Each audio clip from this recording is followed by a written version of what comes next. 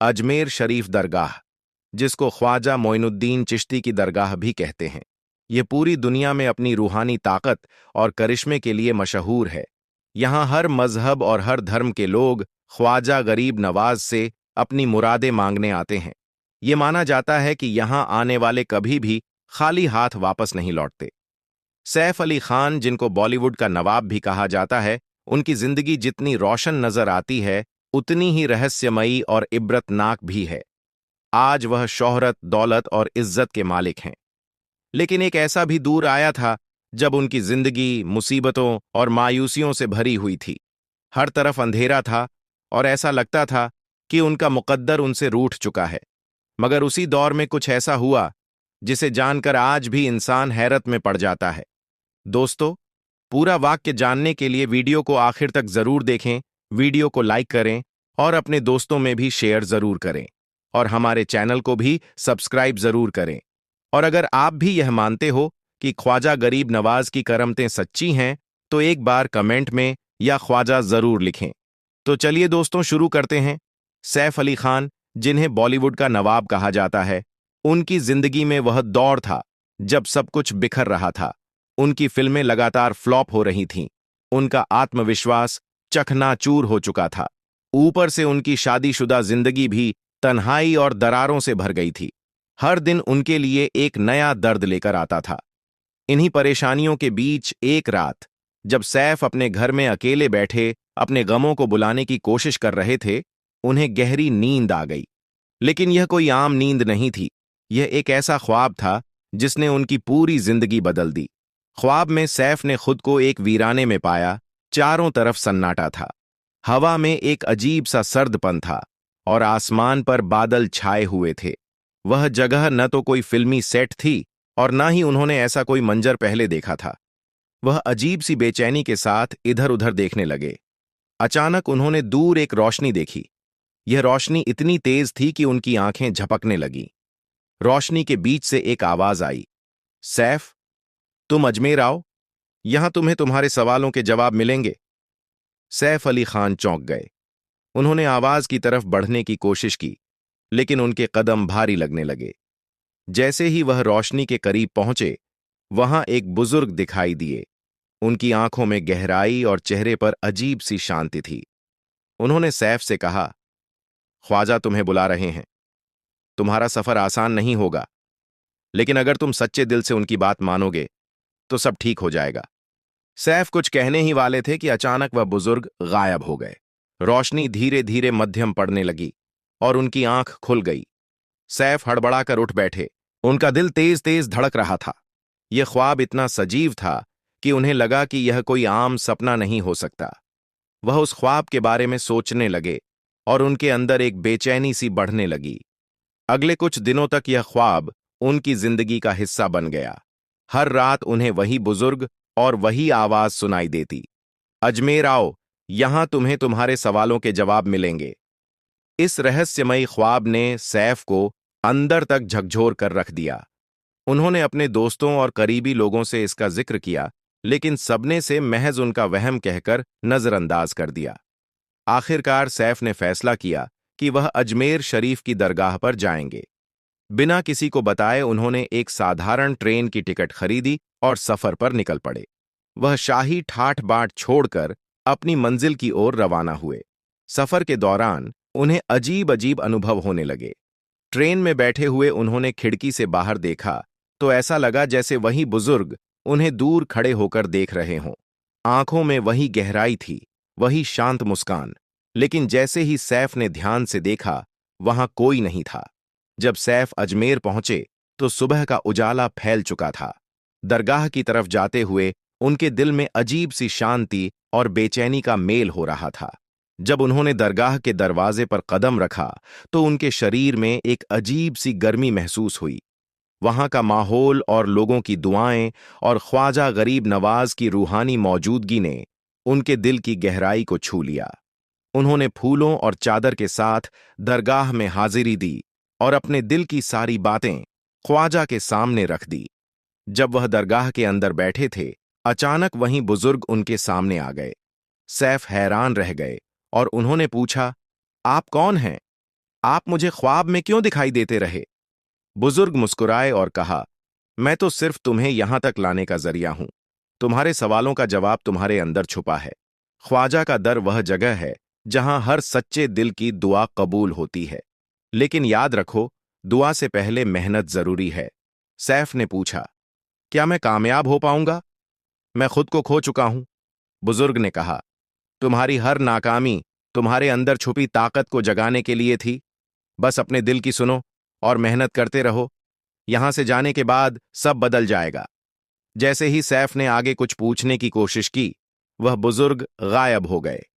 अजमेर से लौट के बाद सैफ की सोच पूरी तरह बदल चुकी थी। उन्होंने अपने डर को ताकत बनाया और अपनी अदाकारी को गंभीरता से लेना शुरू किया। हर किरदार में वह अपना सर्वश्रेष्ठ देने लगे। कुछ ही समय में उनकी फिल्म हम तुम रिलीज हुई, जिसने न सिर्फ उन्हें राष्ट्रीय पुरस्कार दिलाया, बल्कि उन्हें एक नए मुकाम पर पहुंचा दिया। इसके बाद ओमकारा, लव आजकल और तानाजी जैसी फिल्मों ने उन्हें बॉलीवुड के बेहतरीन अदाकारों में शामिल कर दिया। आज भी सैफ जब अकेले होते हैं, तो वह उस ख्वाब और उसे बुजुर्ग के बारे में सोचते हैं। उनके जहन में एक सवाल हमेशा गूंजता है, क्या वह सिर्फ मेरा ख्वाब था या वाकई ख्वाजा गरीब नवाज का पैगाम था? यह दास्तान हमें सिखाती है कि जब जिंदगी के रास्ते मुश्किल हो जाएं, तो कभी कभी रूहानी ताकतें हमारी मदद के लिए आगे आती हैं। हमें सिर्फ उन इशारों को पहचानने और अपने दिल की आवाज को सुनने की जरूरत है। दोस्तों, ख्वाजा गरीब नवाज की ऐसी करामतें हैं जिनका यकीन करना मुश्किल है। ख्वाजा मोइनुद्दीन चिश्ती, जिन्हें ख्वाजा गरीब नवाज के नाम से जाना जाता है, भारत में सूफी सिलसिले के सबसे प्रसिद्ध बुजुर्गों में से एक हैं। उनका जीवन सादगी, मानवता और दीनो इस्लाम के प्रचार का प्रतीक है।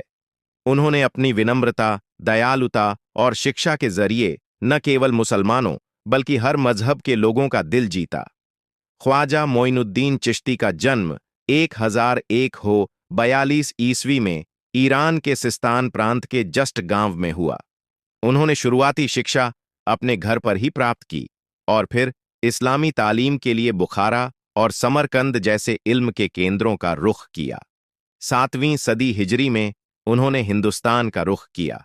उस समय भारत पर गुलाम वंश का शासन था और यहां पर विभिन्न धर्मों और जातियों के बीच गहरी खाई थी। ख्वाजा गरीब नवाज ने महसूस किया कि भारत एक ऐसा स्थान है जहां इंसानियत को राह दिखाने और इस्लाम के संदेश को फैलाने की जरूरत है। ख्वाजा मोइनुद्दीन चिश्ती अजमेर शरीफ पहुंचे, जो उस समय राजा पृथ्वीराज चौहान के शासन के अधीन था।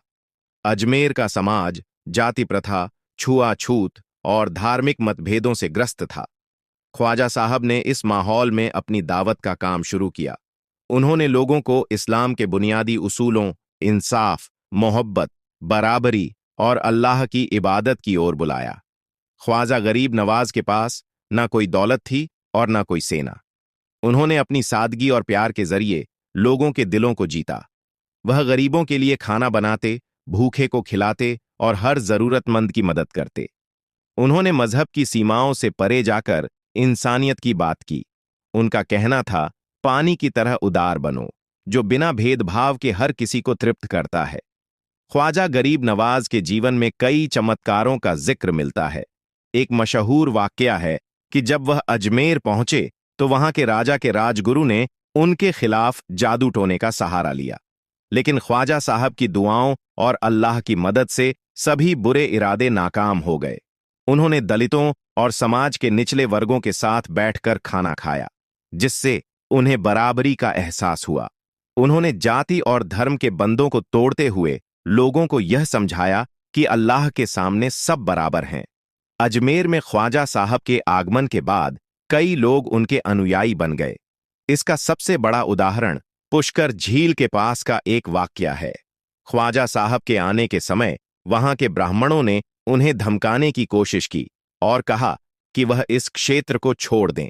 ख्वाजा गरीब नवाज ने शांत मन से दुआ की और अल्लाह की ताकत का प्रदर्शन किया। कहा जाता है कि उनके चमत्कारों और दुआओं ने लोगों के दिल बदल दिए और कई लोग इस्लाम स्वीकार कर उनके अनुयायी बन गए। उन्होंने लोगों को सिखाया कि अल्लाह से सच्चे दिल से तौबा करना चाहिए और हमेशा उसके बताए रास्ते पर चलना चाहिए। ख्वाजा साहब ने सब्र को इस्लाम की सबसे बड़ी ताकत बताया। उन्होंने कहा कि इंसान को हर हाल में अल्लाह का शुक्र अदा करना चाहिए। उन्होंने कहा, जो दूसरों के दर्द को नहीं समझता वह अल्लाह का सच्चा बंदा नहीं हो सकता। ख्वाजा गरीब नवाज की वजह से हजारों लोग इस्लाम की ओर आकर्षित हुए। उन्होंने इस्लाम के सच्चे संदेश, तौहीद, अल्लाह की एकता, इंसानियत और न्याय को लोगों के दिलों में उतार दिया। ख्वाजा मोइनुद्दीन चिश्ती 1236 ईस्वी में इस दुनिया से रुखसत हो गए। उनकी दरगाह अजमेर शरीफ आज भी लोगों के लिए रूहानी केंद्र है। हर साल लाखों लोग, चाहे वह किसी भी धर्म के हों, यहां उनकी दुआओं का सिला पाने आते हैं। ख्वाजा गरीब नवाज ने अपने अमल और मोहब्बत से इस्लाम का ऐसा पैगाम दिया जो आज भी दुनिया के हर कोने में गूंजता है। दोस्तों, ख्वाजा से टकराने का कैसा अंजाम होता है? अब भारत का मुसलमान गरीब नवाज की करामात देखेगा। जिस आस्थाने से करोड़ों हिंदू फैज उठाते हैं, उस मुकद्दस आस्थाने के खिलाफ विष्णु गुप्ता ने छेड़छाड़ करने की कोशिश की है।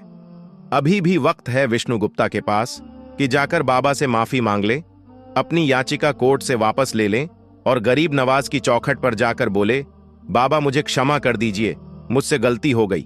वरना आगे क्या होगा, इसका पूरा वीडियो भी हम आपको आगे दिखाएंगे। हर मुसलमान से गुजारिश है कि इस वीडियो को आखिर तक जरूर देखें। अगर गरीब नवाज से उलझने की माफी नहीं मांगी तो क्या होगा? याद रखना, जो गरीब नवाज अनासागर को एक कांसे में समा सकते हैं, जो बादशाह के ऊंटों को बिठा सकते हैं, अगर वह जलाल में आ गए तो हुकूमत का सत्यानाश हो जाएगा। फिर वह होगा जो सारी दुनिया देखेगी। अजमेर शरीफ के नीचे मंदिर बताने वाले अगर गरीब नवाज से माफी नहीं मांगेंगे तो आगे उनके साथ क्या होने वाला है, इस पूरी वीडियो के अंदर मैं आपको एक ऐसा इब्रतनाक पैगाम बताने वाला हूं जिसको देखना आप सबके लिए बहुत जरूरी है। छोटी छोटी हरकतें करते हुए अब यह बड़े शहंशाह के दरबार में पहुंच गया है, वहां छेड़खानी कर रहा है। अब बस करीब है वह वक्त जब गरीब नवाज का जलाल रंग लाएगा। फिर क्या होगा ऐसे लोगों के साथ, इस पूरी वीडियो में देखिए और जितना हो सके दूसरों तक पहुंचाइए। दोस्तों, ख्वाजा गरीब नवाज की दरगाह पर केस करने वाले के बेटे को कैंसर हो चुका है। यह अब तक की सबसे बड़ी खबर चौंका देने वाली सामने आ चुकी है, जो यकीनन आप लोगों के होश उड़ाकर रख देगी। अजमेर शरीफ के ताल्लुक से आ रही है। यह खबर इस वक्त काफी ज्यादा हिंदुस्तान में वायरल हो रही है। एक पत्रकार हैं जिन्होंने एक स्टेटस लगाया था। इसमें जो गरीब नवाज की दरगाह पर केस करने वाले के बारे में लिखा था वह यकीनन हैरान कर देने वाला है। क्या कुछ उन्होंने बताया, आगे इस वीडियो में दिल थाम कर सुने और हर मुसलमान इसको आखिर तक जरूर देखे। इस वक्त की जो सबसे बड़ी खबर बताई जा रही है, सरकार गरीब नवाज के दरगाह पर सर्वे, याचिका देने वाले के बेटे को कैंसर हुआ है। यह सोशल मीडिया के जरिए से पुष्टि हुई है। यह खबर ऐसे वक्त में सामने आई है दोस्तों, जब आपकी और हमारी और तमाम लोगों की नजरें हजरत ख्वाजा गरीब नवाज की दरगाह से जुड़ी हुई हैं। यहां पर कुछ अहम डिटेल भी आपको देना बहुत जरूरी है। आखिर कौन है वह शख्स जिसने हजरत ख्वाजा गरीब नवाज के आस्थाने पर इस तरह की हरकत कराई, जिसके बाद हिंदुस्तान के तमाम ही लोगों में काफी ज्यादा गुस्सा नजर आने लगा, क्योंकि अभी संभल की जामा मस्जिद का केस खत्म ही नहीं हुआ था और वहां क्या क्या हुआ वह तमाम ही लोगों की आंखों के सामने है। और फिर अगले ही रोज ख्वाजा गरीब नवाज के आस्थाने पर पहुंच गए और दावा किया कि जहां अजमेर शरीफ की दरगाह है वहां पहले कभी शिव मंदिर हुआ करता था। यह सुनते ही हर एक मुसलमान का खून खौल उठता है कि सरकार गरीब नवाज की दरगाह पर डाली गई वह अर्जी मंजूर कर ली जाती है। और उसके बाद एक बड़ा हंगामा खड़ा हो गया, क्योंकि यह बात हिंदुस्तान के राजा ख्वाजा गरीब नवाज के आस्थाने की थी। यह दरगाह कोई 100 से 200 साल पुरानी नहीं, बल्कि सदियों से सरकार गरीब नवाज की दरगाह रही है। वह 850 साल पहले जो गरीब नवाज के ऊंट बिठाए थे वह उस वक्त का बादशाह ना उठा सका, तो आज के लोगों की क्या औकात, क्या हिम्मत है जो सरकार गरीब नवाज के दरगाह को हाथ भी लगा सके। अनासागर का वो समंदर आपने देखा होगा और जो लोग वहां पर गए हैं उन्होंने तो बखूबी उसको देखा होगा। कितना बड़ा और गहरा समंदर है, कोई अंदाजा भी नहीं लगा सकता कि इतने बड़े समंदर को कोई एक कांच से एक प्याले के अंदर समा सकता है।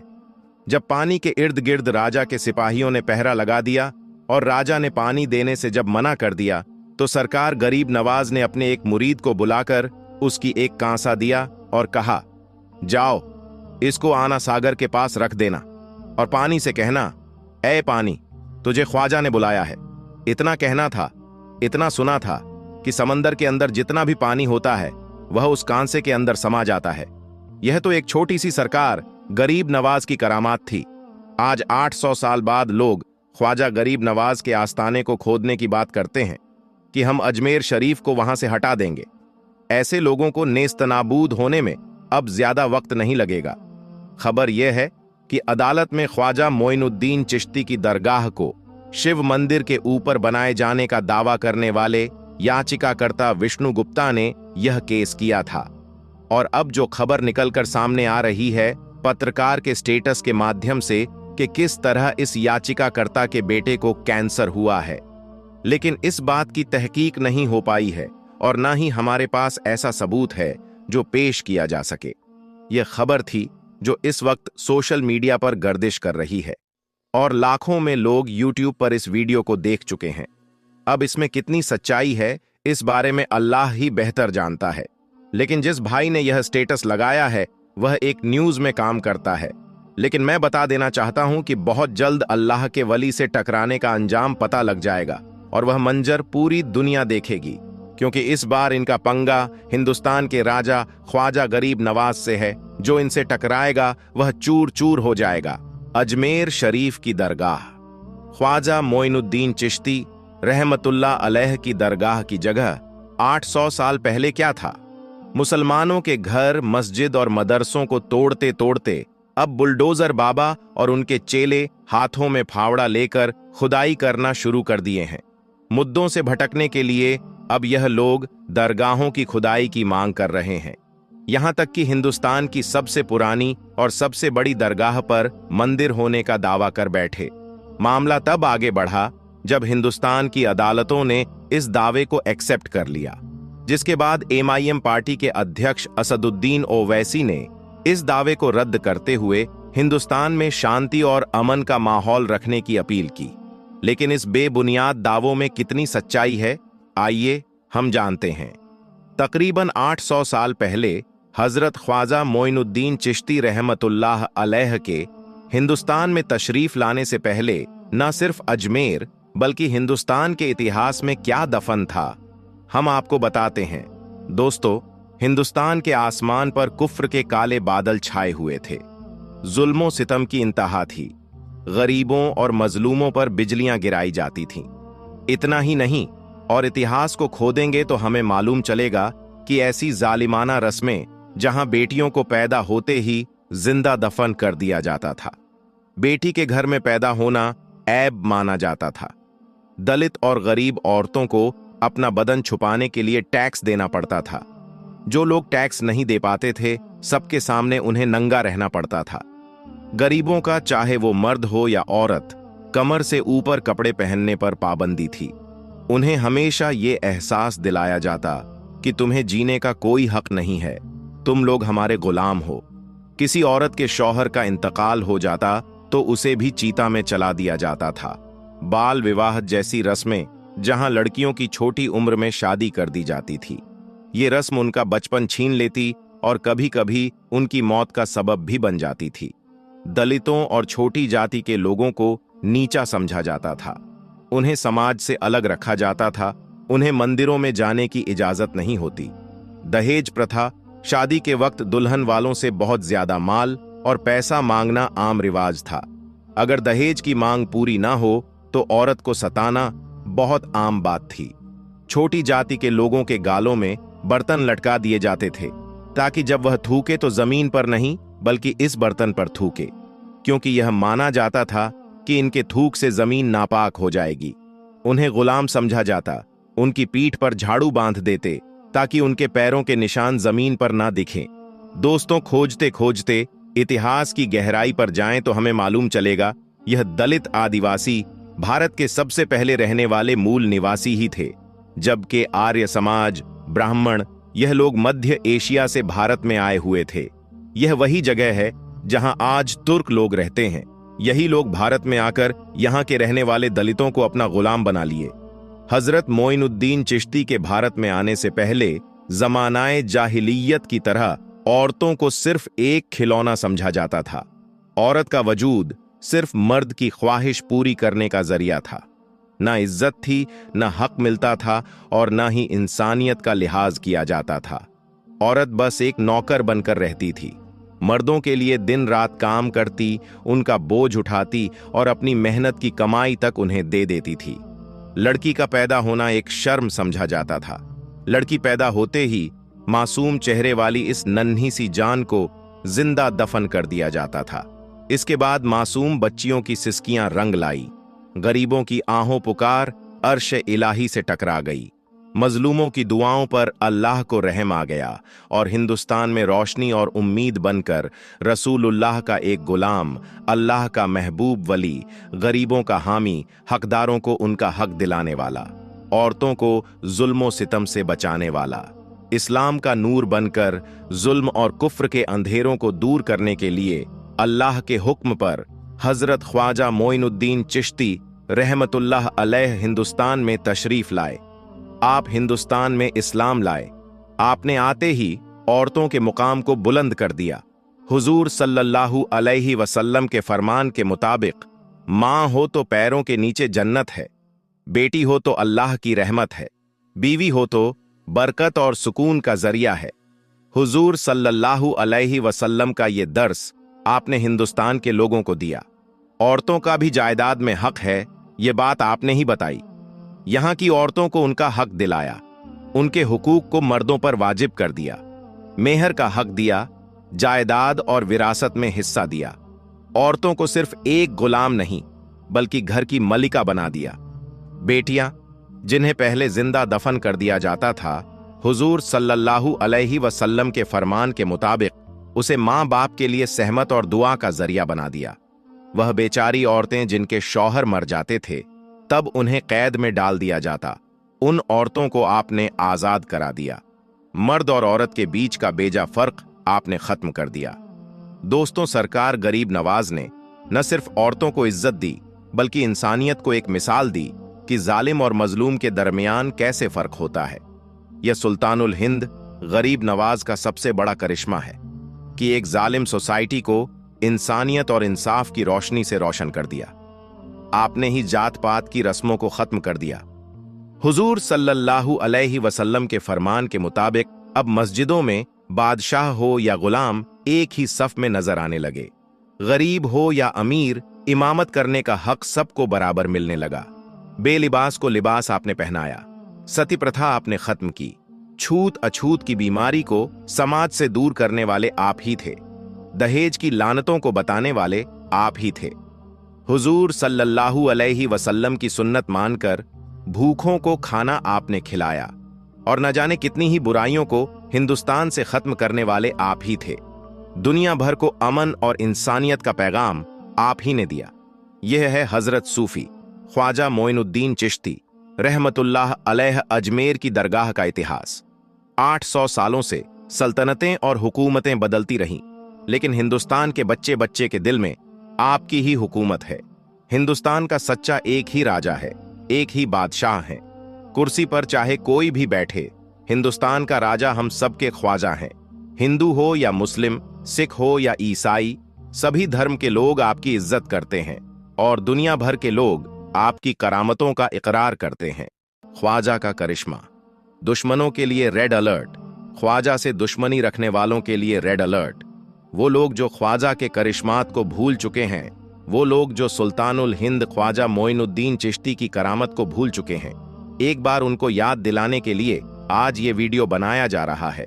तो सबसे पहले ख्वाजा से मोहब्बत रखने वाले तमाम आशिकाने ख्वाजा गरीब नवाज से गुजारिश है कि इस वीडियो को ज्यादा से ज्यादा लाइक करके आगे शेयर करें, ताकि जो ख्वाजा के दुश्मन हैं, जो ख्वाजा गरीब नवाज की दरगाह को तोड़ना चाहते हैं, जिनको ख्वाजा गरीब नवाज की दरगाह में मंदिर दिखाई दे रहा है, उनके होश ठिकाने आ जाएं। चलिए दोस्तों, वीडियो का आगाज करते हैं। उससे पहले आपसे अदबन गुजारिश करेंगे कि चैनल को सब्सक्राइब कर लें और ज्यादा से ज्यादा इस वीडियो को शेयर कर दें। दोस्तों, इस समय नफरत पूरे चरम पर है और ख्वाजा गरीब नवाज का यह आलीशान दरबार, सुल्तानुल हिंद का यह मकबूल दरबार, जहां देश से ही नहीं बल्कि विदेश से भी लोग आते हैं और अपनी अकीदत का नजराना पेश करते हैं। इस समय दोस्तों, इसी ख्वाजा मोइनुद्दीन चिश्ती के दरबार पर ख्वाजा के दुश्मनों ने एक ऐसा झूठा बोहतान तराशी किया है और कहा है कि यह ख्वाजा गरीब नवाज का दरबार नहीं बल्कि यह एक मंदिर है। और उसके बाद से दोस्तों, जैसे भारत के अंदर जलजला सा आ गया है। जो खुद्दामे ख्वाजा गरीब नवाज हैं वो भी तिलमिला उठे हैं और इनको खुली चेतावनी और चुनौती दे रहे हैं। तो वही आशिकाने ख्वाजा गरीब नवाज भी अपना आपा खो रहे हैं कि सुल्तानुल हिंद के दयार में अब ख्वाजा के दुश्मनों और इस्लाम के दुश्मनों की इतनी हिमाकत बढ़ गई है कि सीधे तौर पर इस ख्वाजा गरीब नवाज के दरबार पर अब वह हमला करने की तैयारी में है। और इसी को लेकर यानी ख्वाजा गरीब नवाज के दरबार को मंदिर करार देते हुए एक पिटीशन अदालत में दायर किया गया है और इसको मंदिर करार देने के लिए अर्जी लगाया गया है। लेकिन दोस्तों, जो ख्वाजा गरीब नवाज से पंगा ले रहे हैं, जो ख्वाजा गरीब नवाज के दरबार को मिटाना चाहते हैं, जो ख्वाजा गरीब नवाज के दरबार पर बुलडोजर चलाना चाहते हैं, उन लोगों को एक जानकारी दे देनी पड़ेगी। यह जानकारी भी उन लोगों को रख लेनी चाहिए, याद कर लेनी चाहिए कि ख्वाजा के दुश्मनों का अंजाम क्या होता है, ख्वाजा गरीब नवाज से टकराने वालों का अंजाम क्या होता है, ख्वाजा गरीब नवाज से भिड़ने वालों का अंजाम क्या होता है। प्यारे दोस्तों, जब ख्वाजा गरीब नवाज हिंदुस्तान में आए, जब हिंद के राजा सुल्तानुल हिंद हिंदुस्तान में आए, तो उस वक्त दोस्तों उनके सामने वक्त का एक बहुत बड़ा जादूगर, जिसको जयपाल जादूगर के नाम से भी जाना जाता था, वह पृथ्वीराज चौहान के दरबार का सबसे बड़ा, बल्कि हिंदुस्तान के सबसे बड़े जादूगरों में जयपाल जोगी का नाम आया करता था। जयपाल जोगी के नाम से लोग डरते थे और जब जब पृथ्वीराज चौहान के शासन पर मुसीबत आती थी, जब जब पृथ्वीराज चौहान का शासन लड़खड़ाने लगता था, जब जब दुश्मन पृथ्वीराज चौहान के दुश्मन हावी होने लगते थे, तब तब पृथ्वीराज चौहान जोगी जयपाल को बुलाता था और उसके जादू के दम पर वह हारी बाजी को जीत जाता था। इसी तरीके का वाक्य है दोस्तों कि जब ख्वाजा गरीब नवाज भारत के अंदर आए और जब वह अजमेर में ठहरने को रहे दोस्तों, तो उस वक्त ख्वाजा गरीब नवाज के खिलाफ, ख्वाजा मोइनुद्दीन चिश्ती रहमतुल्लाह अलैह के खिलाफ लोगों ने पृथ्वीराज चौहान को भड़काया और उसके बाद पृथ्वीराज चौहान ने ख्वाजा गरीब नवाज को निकालने की ठान ली। लेकिन तमाम कोशिश करने के बावजूद ख्वाजा गरीब नवाज को वह नहीं निकाल पाया। फिर क्या था दोस्तों, उसने सबसे बड़े जादूगर जयपाल जोगी को बुला दिया। अब दोस्तों, जयपाल जोगी आया ख्वाजा गरीब नवाज को भगाने के लिए। वह बड़ी बड़ी बातें करने लगा, ऐसी ऐसी बातें करने लगा कि शायद ख्वाजा गरीब नवाज दरगाह अजमेर छोड़कर चले जाएं। लेकिन दोस्तों, ख्वाजा गरीब नवाज तो कुछ और करने के लिए आए थे, इस्लाम की रोशनी जलाने को आए थे, तो उससे वो क्या डरते। फिर क्या था दोस्तों, ख्वाजा गरीब नवाज और जयपाल जोगी का मुकाबला शुरू होता है। तारीख चीख चीख कर गवाही देती है कि जब ख्वाजा गरीब नवाज के साथ मुकाबला हुआ तो वह जयपाल जादूगर जो था उसने सांप की बारिश की। लेकिन उसके बावजूद जब मुकाबला चालू हुआ, ख्वाजा गरीब नवाज ने एक लकीर जमीन में खींची और अपने तमाम चाहने वालों से कहा कि जब तक मुकाबला हो तुम लोग इस लकीर से बाहर नहीं जाना, इस रेखा से बाहर नहीं जाना। फिर क्या था दोस्तों, जादूगर ने अपने जादू से सांप की बारिश कर दी। लेकिन वह जो सांप थे वह सब के सब ख्वाजा गरीब नवाज के खींची हुए लकीर के दायरे से सब के सब बाहर रह गए। उनके शागिर्दों को कुछ नहीं हुआ, उनके मुरीदों को कुछ नहीं हुआ। फिर जयपाल जोगी ने आग की बारिश की, लेकिन जो आग के अंगारे थे वह भी सारे उस लकीर के बाहर ही गिरे।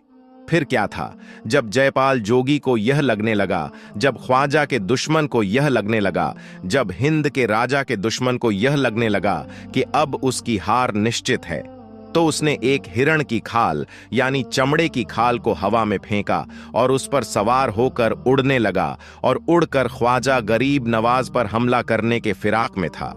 इतने में हिंद के राजा हम सबके ख्वाजा ख्वाजा महाराजा को जलाल आता है। ख्वाजा गरीब नवाज अपने खड़ावन को हुक्म देते हैं कि जा और उसको नीचे ले आ।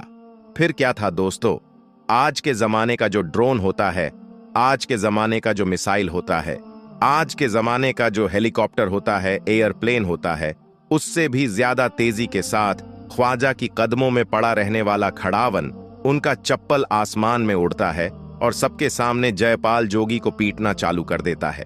इस कदर पीटता है कि उसको ऐसा लगने लगा कि अगर हम नीचे नहीं आए तो यह चप्पल, यह खड़ावन हमें पीट पीट कर इस दुनिया से हमारी हस्ती को मिटा देगा। फिर क्या था दोस्तों, पिटते पिटते जयपाल जोगी ख्वाजा गरीब नवाज के कदमों में उतरकर गिर जाता है, माफी मांगता है और कलमा पढ़कर मुसलमान हो जाता है।